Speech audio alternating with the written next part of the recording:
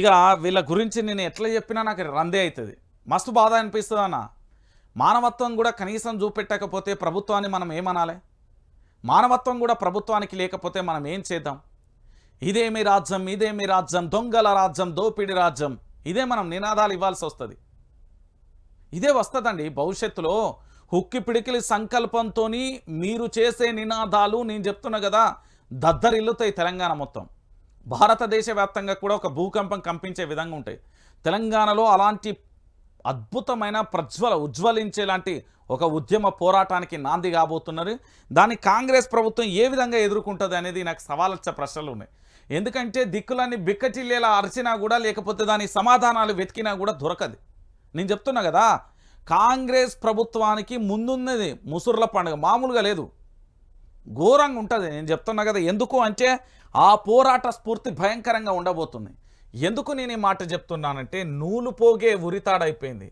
దేనికోసం? ఇప్పుడు నా ఒంటి మీద బట్ట ఉన్నది, నేను వేసుకున్నా అంటే ఈ అన్నల వల్లనే కదా. ఈరోజు వాళ్ళు పత్తిని సేకరించి నూలుదారం తీసి బట్టలు నేసే నేతన్న పరిస్థితి ఏంది ఈరోజు తెలంగాణలో? సిరిసిల్ల బతుకులేంది? ఏంది అసలు? ఏం జరుగుతున్నది ఈ తెలంగాణలో? కనీసం ప్రభుత్వాన్ని పట్టించుకోకపోతే అక్కడ ఉండే కలెక్టర్లు, అక్కడ ఉండే వ్యవస్థ ఉంటుంది కదా, ప్రభుత్వాధికార యంత్రాంగం, అరే సార్ గిడకి ఇది జరుగుతున్నది, చాలా ఆందోళనకరంగా ఉన్నదని ఒక రిపోర్ట్ ఇస్తామని పేపర్కి ఏమన్నా అవుతుందా? పెన్ ఏమన్నా అరిగిపోతుందా? కరిగిపోతుందా? ఒకసారి మనందరం ఆలోచించాలి తెలంగాణ ప్రాంత బిడ్డలారా.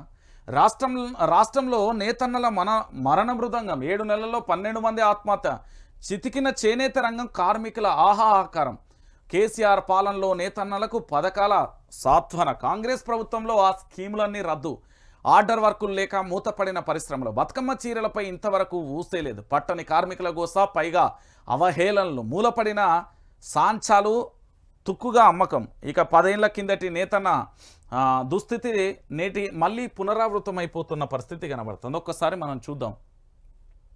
వాస్తవానికి కాంగ్రెస్ ప్రభుత్వం వచ్చి రాగానే కూడా ఆర్డర్ల వర్క్ నిలిపివేయడం, చేనేత కార్మికులకు ఎలాంటి ప్రోత్సాహం అందించకపోవడంతో వస్త్ర పరిశ్రమ తీవ్ర సంక్షోభంలో పడింది. మరమగ్గాలు నడుపుతూ కుటుంబాన్ని పోషించుకునేవారు చేతిలో పనులు లేక తీవ్ర ఆర్థిక ఇబ్బందులలో కొట్టుమిట్టాడాల్సిన పరిస్థితి వస్తున్నది. గత ప్రభుత్వ సంక్షేమ పథకాలను అటకెక్కించడంతో చేనేత రంగం చితికిపోయింది. రాష్ట్ర వస్త్ర శాఖ కుదేలు కావడంతో సాంచాలను తుక్కు కింద అమ్ముకోవాల్సిన దుస్థితి నెలకొంది. ఇటు పనులు లేక, అటు కుటుంబాలను పస్తులు ఉంచలేక, మరోవైపు అప్పు తీర్చే దారి లేక 7 నెలల్లో 12 మంది నేతన్నలు ఆత్మహత్య చేసుకోవడం పరిస్థితి తీవ్రతను కళ్ళకు కడుతున్నది. చేనేత రంగంలో మళ్ళీ 10 ఏళ్ల నాటి దారుణ పరిస్థితులు వచ్చాయని కార్మికులు ఆందోళన వ్యక్తం చేస్తున్నారు.